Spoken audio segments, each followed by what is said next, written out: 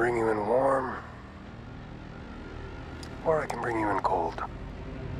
Ranking Star Wars on the internet, what could possibly go wrong? Yes, on today's episode of the Movie Nights Roundtable, we will be ranking the live-action Star Wars shows since the new Ahsoka show came out.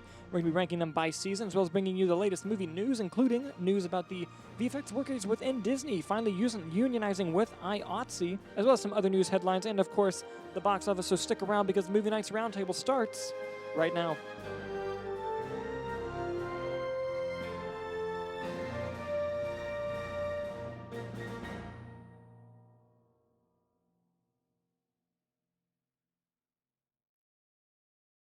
So I'm using a different type of microphone today. That's because we got a new audio mixer, which is great news. Very nice, very fancy, very expensive. However, I forgot a piece that would allow us to use both of these type of microphones that Nick is using. So I didn't want to hold the mic. Yes, so here we are. I hate those stands. Eventually we'll get new ones. Yeah. But they've been around since the beginning when we were in college and didn't want to spend money. They were cheap in there. Yes, that's exactly what they were. Hopefully the audio is sounding better on everyone's end. Yes. And we can provide a better audio visual experience for you all. Yes. And hopefully, please leave comments and feedback about that as well. We are kind of new to this mixer that we're using, so we're going to try our best to keep it going. Stick with us. It might be a bit of a learning curve the next few episodes. Yes, but we'll get there. Solid, yeah. We'll get there. Don't worry, I'll have my regular mic back next week. And with that, though, we have a big show for you guys. We're going to start off with the movie news section of our show, where we kind of dive in deep to movie news headlines. An extension of that is the B-roll section, where we bring you some headlines just to kind of let you know what's going on, but can't really dive deep into them. And then we're going to do a very special fun part of the video where we're going to be ranking the live-action Star Wars television shows. Not going to be any controversy there. No, Never. definitely not. No. With Star Wars? Never. On the internet? Never. Star Wars controversy internet? No. And then after that, of course, the best part of the show, the box office, which, we'll get to.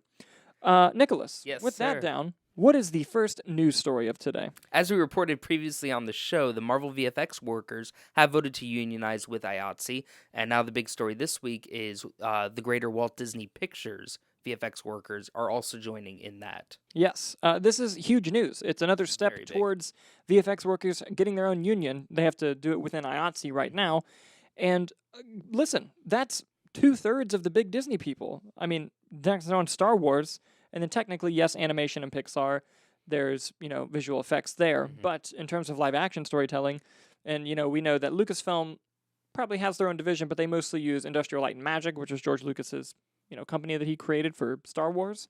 So, you get some people from ILM and Framestore that start unionizing within IATSE. I think eventually they're going to get their own damn union. Yeah, it's going to be and big. Yeah, and I think it's honestly any day now. It should be coming, hopefully within the next few months, maybe after the actor strike gets resolved.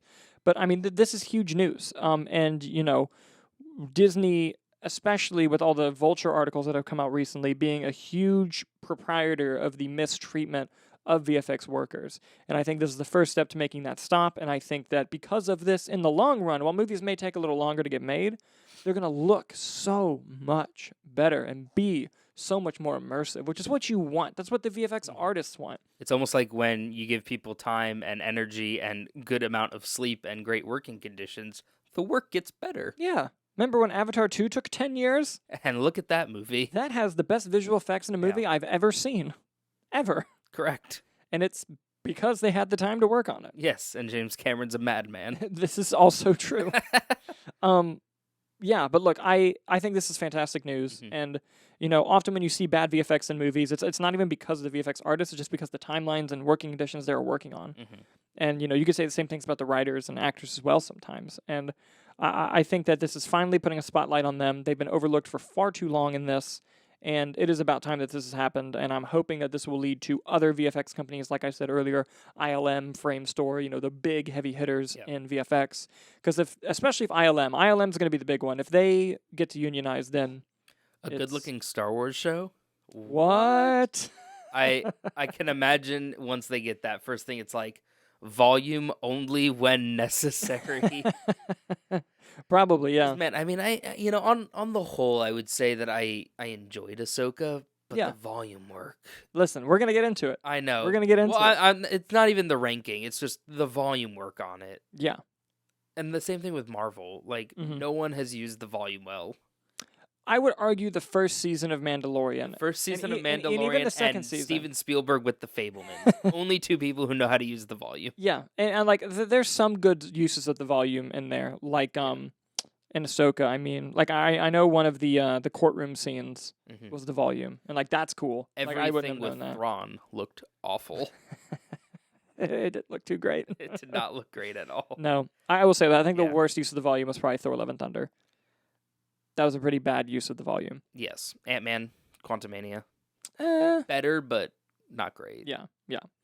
But yeah, anyway, we're getting a little off topic. What do you guys think of the Disney VFX Ukers officially going to unionize with IATSE and joining the Marvel VFX workers? That was the only real main deep dive movie news story we had for you, but now we're going to move on to the B-roll section of our show. And as I mentioned earlier, it's basically an extension of the movie news, but except we're just going to kind of throw quick headlines at you with some quick thoughts instead of deep dives, rather. Nicholas, what do you got for us? Yeah, first up on the B-roll, and not on my bingo card for movie news, Chris Rock, comedian, infamously slapped at the Oscars, Correct.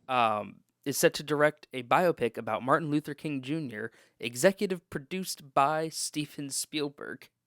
That's a hell of a headline. It's a very interesting headline, I will say that. I will say, I think Chris Rock's directed 3 films. I haven't seen any of the films he's directed. I've seen a couple, I think he's done a couple stand-up specials, and I've seen those. Not really a good judge on, movies, but listen, if it's got Steven Spielberg's behind him, I mean, I'm going to watch it. Yeah, it's just an interesting choice to take on such an important person in history. Yes. I'm going to throw this one at you, though. Go on. Over or under 5% Will Smith plays MLK. Ooh. It's a low line. Over. Over 5? I'll go over 5. I think there is a 0.1% chance. It would be funny, though. Think of the PR, though. It's good PR. It's very Great good PR. PR. Anyway, what do you got next for us on the B-roll? Yep. Well, following up and finally putting a wrap on the Writers Guild of America strike. Yes.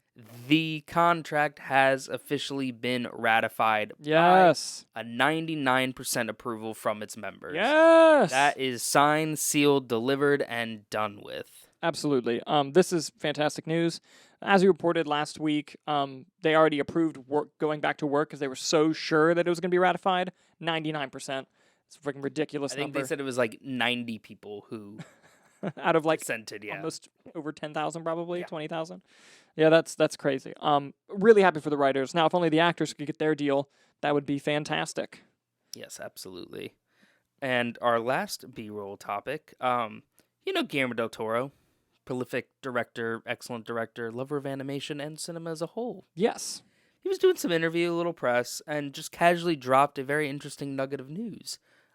Someone asked him, the reporter said, hey, what are like some of the projects, that just got away from you, that just never Because he famously has a lot. got Yeah. made? Yeah, like, I think it's a Justice League movie that never got made. Yep.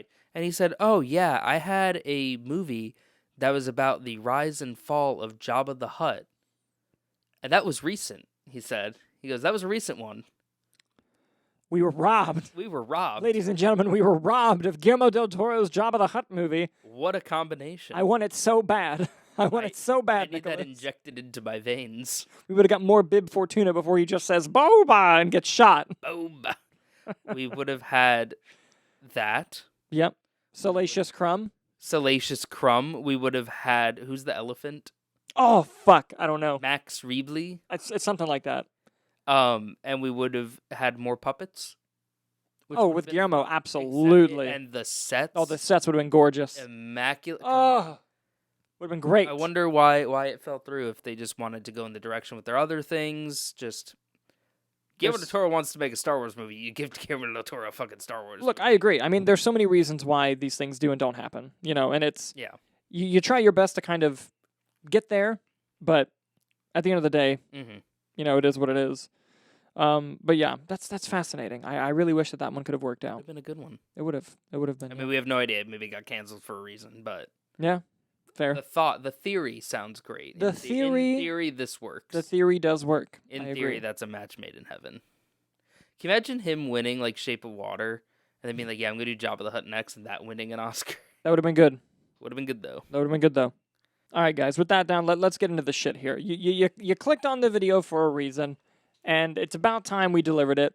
It's not gonna get too crazy. It's not gonna get too crazy in here. We're gonna do our best, and let's kind of do the stipulations first. Okay. We are ranking them by season, Yes. not by show. That affects one show only. Yes. And of course, as more of these shows come out, now we have Skeleton Crew, Acolyte, second season of Andor, eventually more Ahsoka, Mandalorian coming out. We're going to update this, obviously. Yes. But we figured since Ahsoka had just ended, and I'm not going to lie, I don't know when Skeleton Crew comes out. Yeah, there's no announcements for any of that stuff. So, with that all pending, I figured, let's do this. Let's rank what we think so far of the Disney live-action Star Wars shows. So before we begin, can we just rattle them off real quick off the top of our head here? yes, so there's 3 seasons of The Mandalorian. Okay. There's the Book of Boba Fett, Okay. Andor, Mm-hmm. Ahsoka, Obi-Wan. I believe that's it. Right? 7? 7. 7. So, I say we rank them worst to best, and we'll go back and forth. All right. And this is how it's going to go. Nick, you're going to go first. Mandalorian Season 3. At 7. Yes. Go on. No, shit. Go on. No, Go hold on, Nicholas. No, hold on. Yes, I stand by this. Wow. Okay. Nick has Mandalorian Season 3 at number 7. Yes. Why is it the worst? It was a significant drop-off from the other 2 seasons of The Mandalorian. Okay. It was really sort of scattered shot. Mm-hmm. I think just on a whole, from a story point, not put together well. I think some of the action was good. Obviously, Mando and Grogu are great. But after such a good ending for Season 2, it felt like it didn't know where to go with the characters. And it sort of shifted focus a lot to, what is it, Katie Couric? Not Katie Sackhoff. Katie Couric. Katie Couric's a news reporter. Yep. She was in Shark Tale as well. She was in Shark Tale. Katie Sackhoff, Bo-Katan. Bo-Katan. And honestly, I never watched the animated shows. Mm-hmm. I was never a big Bo-Katan fan on Mandalorian. Okay. So when, we have 50% of the show being about her, I don't know, it just didn't work. The whole, season of Mandalore, I was not really invested in that storyline. Okay, fair. My number 7 is the Book of Boba Fett. Okay. They took one of the coolest characters in Star Wars, who had a bitchin' return in Mandalorian Season 2. Mm-hmm. It's fucking awesome, Mandalorian Season 2. And they made his show not even about him for most of it. And yes, there are good things in the show separately. Like Luke and Ahsoka together. Very cool. Mm-hmm. Right? Seeing him train Grogu, very cool. The CG looked much better than a Mando 2. Very nice. Where the fuck is Boba Fett? Yeah. It's called the Book of Boba Fett. Mandalorian gets a whole episode.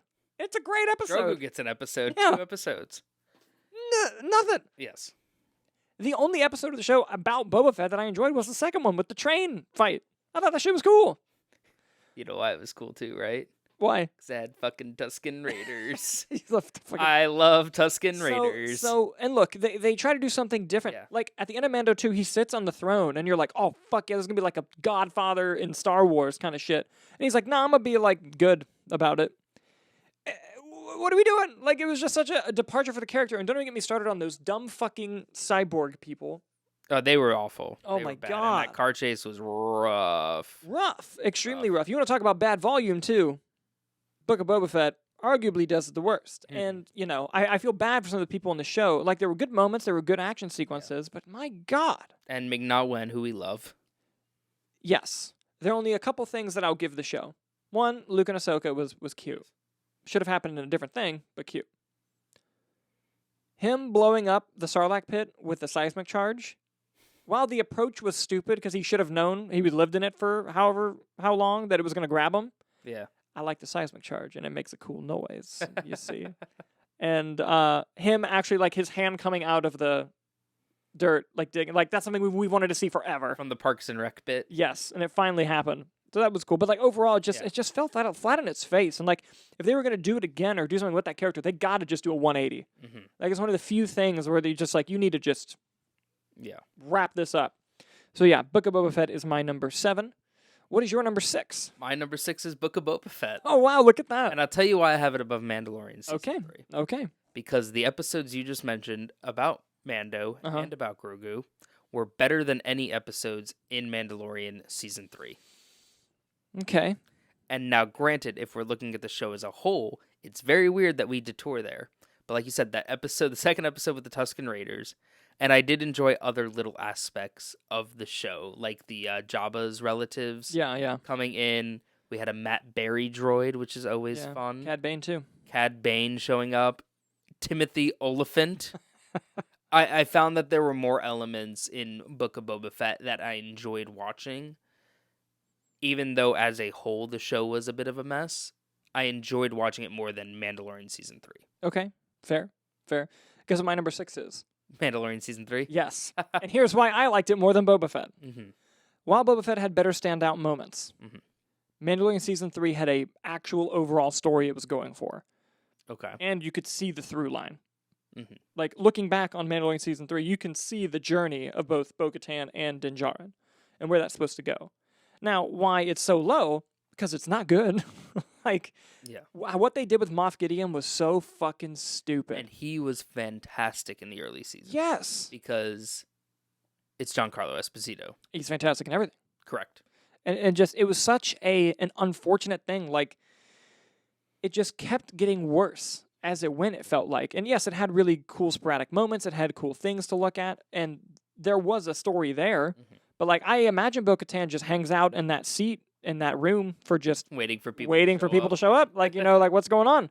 And it just was such a drag. Like, honestly, the best episode for me was the third one. And I'm going to get a lot of shit for that. About the one guy living in Coruscant who used to work for the Empire, and he gets recruited to work for the New Republic. Oh, I liked that one. That was interesting. Yeah. Now, granted, it should have been intercut with other shit instead of just it's the standalone episode.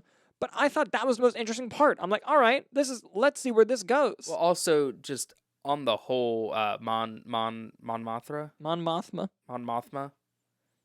is fantastic. And all of them. She's been delightful in every show she showed up in. Yeah. Now, granted, it's so sad to watch her in Andor and then get like sentenced to the volume. Yeah. Sense to the volume. But she's so good. Yeah. Oh, we did on earlier in the Batman used volume. Great. Batman did use volume, great, yeah. All right. But anyway, we just distracted. What is your number 5? My number 5. It's tough. My number 5 and 4 could easily flip. I'm going to go with Ahsoka. I agree with you. She's my number 5 too. Oh. Yeah. Now, why, I'm very worried we have the same list going up now, going just the up, bottom. We're done here. Yeah. I'll tell you why. As I said before, I have not watched the animated shows. Yes. I know that is something I need to do. I religiously haven't watched them either. I've seen episodes Yes. of them. I saw the Clone Wars movie in theaters when it came out. Mhm. I just never dove back into it. And Ahsoka, to me, felt very much like constant winking at the camera Yeah. for stuff that I was unaware of. Now, granted, I did like a lot of the characters. Like, I love Rosario Dawson as Ahsoka. Fantastic. I don't know how, like, her portrayal versus the animation, but what I see Rosario Dawson doing, I enjoy. Yes. I think also that Mary Elizabeth Winstead as Hera, Yeah. I thought she was great. Uh-huh. She might have been my favorite character from it. Probably. And they sort of do throughout the show, spoilers for Ahsoka, kind of what episode 7 of Star Wars did with this whole we need to find Luke, but it was Ezra. Yeah.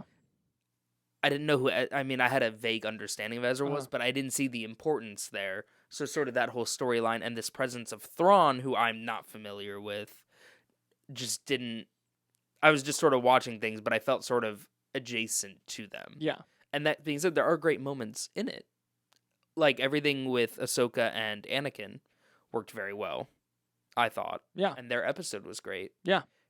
And I thought most of the fights were decent, like the Yeah. duels and everything. And Ray Stevenson Oh my God.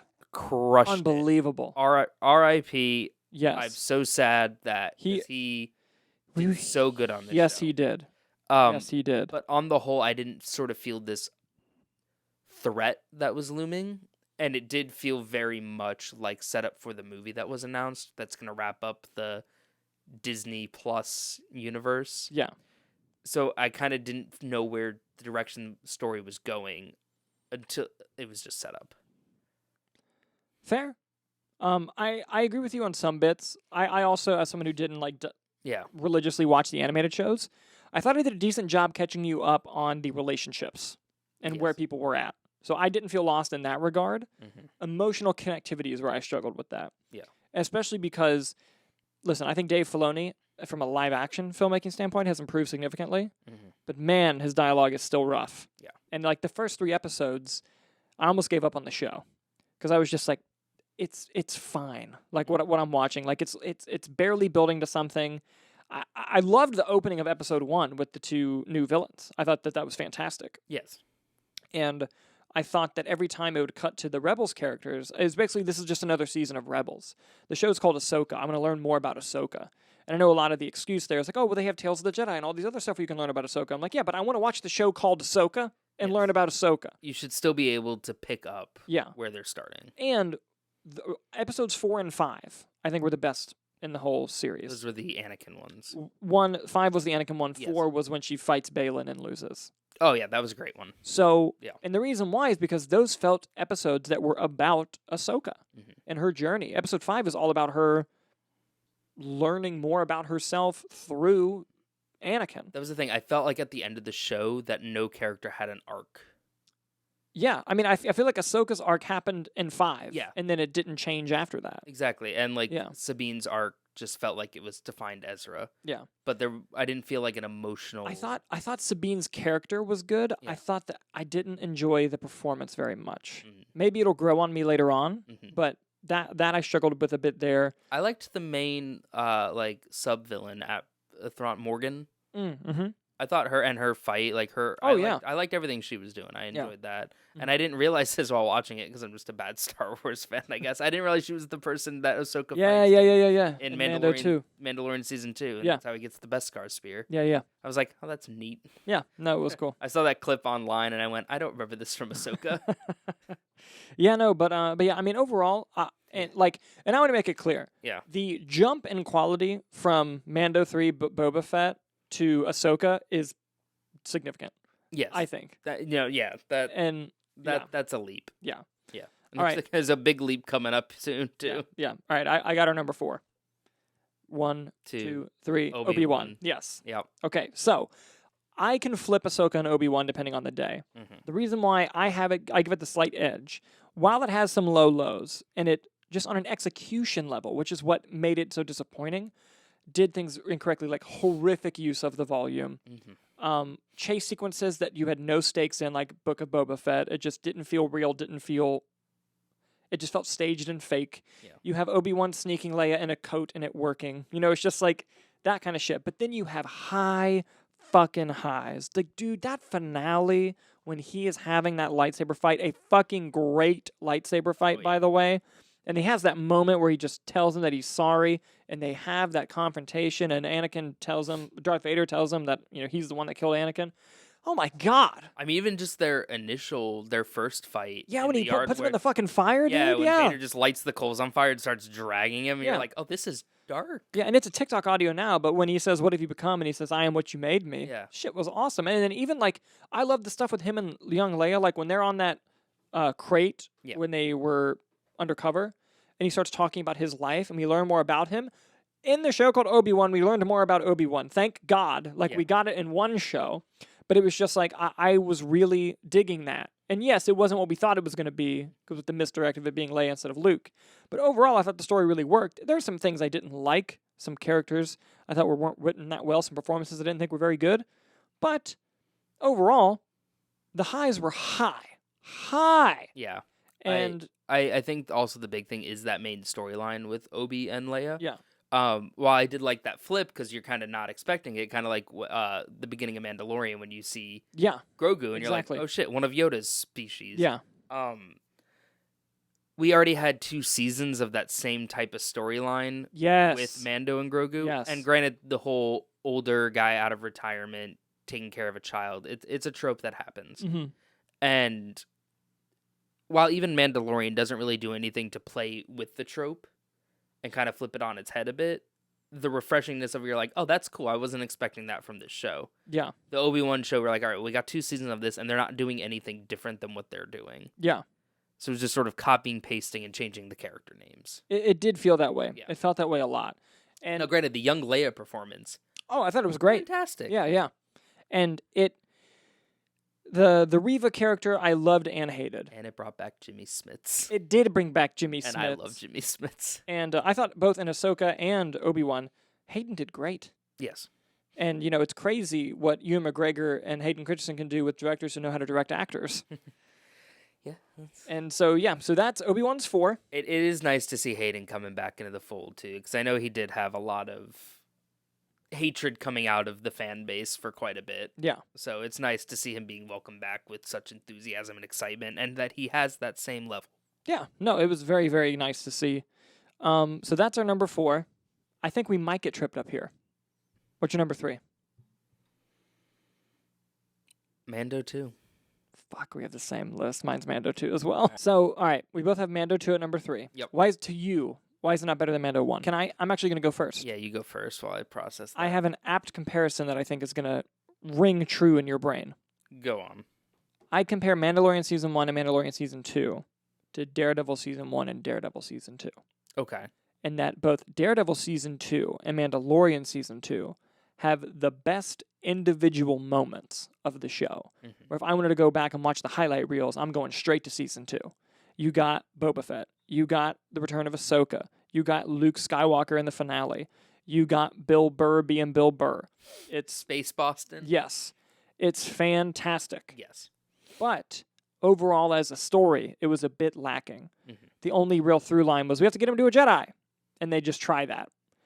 Whereas Mandalorian Season 1, I thought had, once we find Grogu and learn that this is going to be about protecting him, and we learned more about Din Djarin when he goes to the village and he, you know, the one that Bryce Dallas Howard directed, and he meets those people. Like it was such a personable and personal story within the Star Wars universe that it gets the slight edge, even though 2 has the better pop-out moments.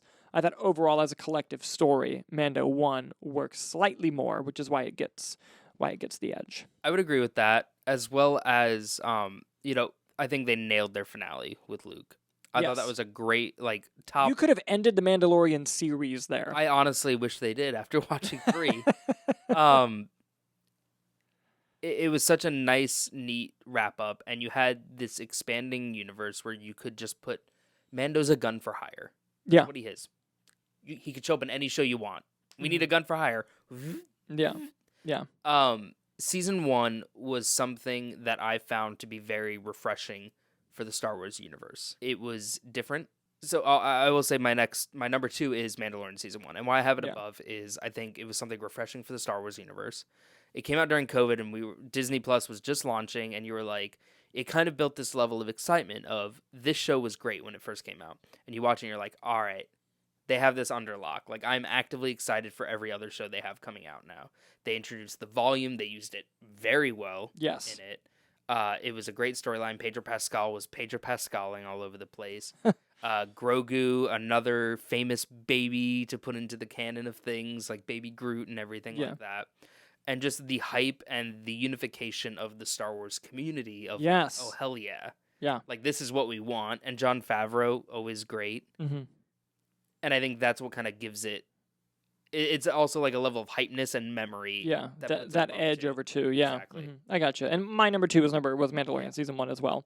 So, with only one show left, we finally just have a platform to just sing the praises of this show, Nick. Number 1's fucking Andor. And we said the big leap was happening. It's a big leap, even between Mando 1 for Listen, me. Mando 1's great. Andor is fucking Yeah. another level of fantastic. And, like, you want to talk about refreshing for the Star Wars universe? Dude. Mm-hmm. And I was late to the party. You watched it before me. I watched it a long time before you. I'm like, please watch it. Yeah. And, dude, here's the thing. One, it was 12 episodes. It was longer. Mm-hmm. And it was run by people who had show-run television shows, live-action television shows before. So you had 3-episode arcs, 4-episode arcs that would lead to a bigger overall story as well.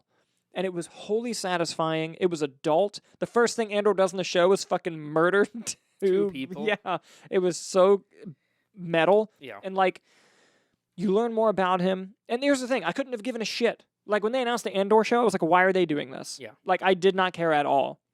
And it became my favorite show. That's how good it is. One, it looks fucking fantastic. It's easily the best looking Star Wars show. Best written show. Yeah. Yes. And Mon Mothma, fantastic in it. Yes. Fucking the Skarsgård, amazing in it. Fantastic. That monologue he gives in episode 10 is crazy. Speaking of episode 10, holy fuck, that Prison Break episode. Oh, Andy Serkis. That's one of the best episodes of television I've ever seen. Andy Serkis just absolutely crushes it Yes. as well. Andy Serkis is great in And then everything. Andor's mother giving the speech in the finale. Oh, it was so good. The hype is so real for season 2 that I'm getting worried that it's not going to be able to live up to it. Yeah, the fact that Andor came out in terms of a dialogue, and here's also part of the reason as well, now that we're at it, why Mandalorian season 3 is at the bottom. Yeah. Is because it was following the tales of Andor. And we went from watching this dark, gritty, showing really the sacrifices that goes into the rebellion. Yeah. Like you said, I think it's Stellan, I believe. Yeah, Stellan Skarsgård. Stellan Skarsgård's monologue, where he's like, I've burned my life to make a sunrise that I'll never see. Yeah. To then I watch Jack Black and Lizzo play like pool. Yeah. And I'm like, Yeah. what occurred here? There's a storyline in Andor where Stellan Skarsgård's character and Forrest Whitaker's character, what's his name? Saul Guerrero, where he has to go to him and say, hey, we know that this guy on your team is about to die, but you can't tell him that. You have to go let him die, because if he pulls out, then the Empire knows that we have a plant and we've worked too hard for that plant and we can't lose them. Yeah. So we have to make them think that they've won. So you're going to have to let him die. Awesome. And then like that conversation that led to was insane. And then everything with, like we said before, everything with Andy Serkis' character. Yes. And I don't, I know some people who watch the show that haven't watched it yet, so I don't want to ruin it, but just the gut punch line that he delivers toward the end there. Yes. Oh, yes. And yeah. also, like, Star Wars. Yes. This felt like a war. Yeah. In the best possible way. And Diego Luna did a fantastic job. Amazing job. Carried that show on his back. And granted, there were a lot of other storylines, but he is Andor. Yeah, without a doubt. Yeah. So, guys, there is the ranking of our live-action Star Wars shows. We just mixed up the bottom two, so I hope it was still an interesting conversation for you. But we'd love to know your ranking. Please leave them down in the comments below. And, if you attack us, we'll ignore you. So that's just how it goes. Unless you attack us in a nice way. No, listen, if it's funny... We will have a dialogue. Listen, yes. Oh, yeah, no, if you just give your opinion, we'd love to have a dialogue. If you're funny when you insult us, we might say, hey, that was pretty good. You might get a like. You might get a like. You actually might get a like. Yeah. But yeah, no, it's that's our ranking, guys, and we appreciate you sticking around for that. But now it's time for the most important part of the show. It's time to move on to the box office. The box office. Holy fuck! I hope I didn't ruin that with the mic. Nicholas, what were our predictions from last week? All right, Dalton, you had Paw Patrol, Exorcist, Believer, Saw X, The Creator, and Nun 2. I had Exorcist, Believer, Paw Patrol, Saw X, Nun 2, and The Creator. We were both wrong. Oh, boy. But you had the first three. Hey. So, the top 5 box office. Coming in number 1, The Exorcist Believer, with $26.4 million. Respectable. Coming in second, Paw Patrol, the Mighty Movie, making $11.3 million, an exact 50% drop from last week. That's pretty solid for them. Good for them. Yep. Coming in third, Saw X, making another $7.8 million, a 57% drop, still within that average range. Mm-hmm. Coming in fourth, The Creator, making another $6.2 million, a 56% drop, still within that range. Number 5, sticking in there, the Fathom event film about the Duck Dynasty guy, The Blind, dropping 27% Jeez. to make another $3.2 million. My God. Good for them. Yeah, great for them. Really great for them. That's awesome. And let's take a deep dive into these numbers a bit, shall we? Mm-hmm. The Exorcist Believer has now made $43 million total worldwide on a production budget of $30. So it's already made 1.5 times its budget back. Oh, boy. So you need to get to 2.5 to be profitable, but they spent $400 million getting the rights to The Exorcist over 3 films. Yes. So over 3 films, they need to make a $400 million investment worth it. And if you haven't seen it already, we do have a review of it on our channel. Yes, we do. That you can find somewhere in the description, probably. And let's just say, if it doesn't make $100 million at least, they're going to be pretty upset about it. So, Just a little bit. So we'll have to see how that one goes. Isn't it already a planned trilogy? Oh, yes. Yeah. Oh, yes. Paw Patrol now has $86 million worldwide on a budget of 30. It's made 2.9 times. Profitability, baby. That's another Paw Patrol movie. That's another Paw Patrol movie. Absolutely. Saw X has now made $43 million worldwide on a production budget of 13. 3.3 times the budget, baby. Hey, you know what that means? Saw 11. Saw 11. Spiral 2. No, please don't. Please don't do that. For the love of God, No, please don't. Please don't. Nah, Chris You know Rock's what? too busy directing. I want to say yes, but I want to say this. The guts to call this movie Saw 10 when it's 10 including Spiral. Respect. Respect. Respect. Absolute indeed. respect. Mad respect. Yes. The creator now has $61 million worldwide on a budget of 80. 0.8 times his budget so far. Unfortunately, it's not looking too great for the creator right now. Let's see here. The Blind. I don't have budget details for, but it's made $10 million on a Fathom event release. I'm going to tell you right now, there's no fucking way this movie cost $10 million. No. There's no way. So they're happy over there, I'm sure. Oh, yeah. If you know the budget of the film, please comment below. Let's dive into a little bit more here. The Nun 2 has now crossed $248 million. It'll definitely cross 250 probably by like next week or something. The sequel to the spinoff to the reshoot. Yep. Expendables has only made $44 million worldwide so far on a production budget of $100. Just to let you know how bad that film's doing, they re-released Hocus Pocus for its anniversary, and it made more this past weekend. Made $1.6 million. Can't stop.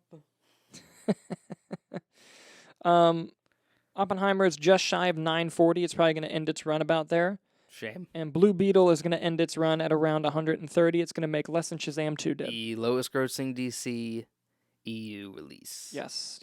Wah. And I will still get the 4K. I enjoyed it. Something I want to bring up. Yes. Dick's the Musical Oh. opened in only 7 theaters. Oh, that's out? Or Yeah. 7 theaters? It only opened in 7 theaters in the nation. Oh, boy. And in 7 theaters, it made $220,000. It's pretty good per theater average. It's pretty good. That is a pretty good per theater Solid average. theater average. Does that mean it's going to open incredibly high? No. That's a very But- niche thing to happen. But that's not nothing. That's not nothing. That's not nothing. And I'm very much so looking forward to that movie. Nicholas, it is time for our predictions for next week, which I'm super excited to do. Dalton, you go first. I'm going to go at number 1, Taylor Swift, the Eras Tour movie. Fair. Number 2, call me crazy, Nick. I'm going to go Exorcist Believer. All right. 3, Paw Patrol. Okay. 4, Saw X. 5, The Creator. All right. I am going to go Taylor Swift. What? What? Shocking. I'm going to go... What did Paw Patrol make? 11. I'm going to go Exorcist. I'm going to go Paw Patrol. Okay. I'm going to go Saw X. Uh-huh. And I'm going to go with The Blind again. Oh, the 3-peat. Oh, dude, that'd be cool. I'm going for the 3-peat. All right. It's gonna be an interesting one. It's gonna be good. It definitely will be. Everyone's too... It should have been Killers of the Flower Moon, but Martin Scorsese's a coward. Hey, He knows the power of Taylor so Swift. is Jason Blum. They know. But- But Five Nights at Freddy's. But at least Jason Blum was like, we moved because of Taylor Swift. He Yeah. just says it in interviews. He's like, I'm not fucking with that. No way. Yeah, he's a smart man. Oh, yeah. Man. I mean, even better, get it closer to Halloween. That seems more fitting. Correct. Yeah. Whether it be temporary microphones, new sound systems and mixers, and all of the above and other things. I'm not very good at poetry. I don't know if you're realizing this or Is not. that iambic pentameter? Sure. All right. Either way, it's fun to do the show. We're going to have our shit together more next week. By the way, if you like seeing more videos like that where we ranked the Star Wars shows, like let us know. We'll make more kind of stuff and add that into the show as well. Yeah, And I mean, we could do it after Loki wraps up, even. 'cause I think yeah, we'll have a gap could between do the next Marvel show. yeah. Oh, that's pretty cool. Yeah, look at that. Look at that. Look at that indeed. But yeah, guys, as always, thank you so much for watching. If something happens with SAG-AFTRA in between this, when we're a week late on the news again, that would just be funny at this point. Yeah, it would be. But either way, we hope the deal happens for them soon. With that said, thank you guys so much for watching, and we will see you next time.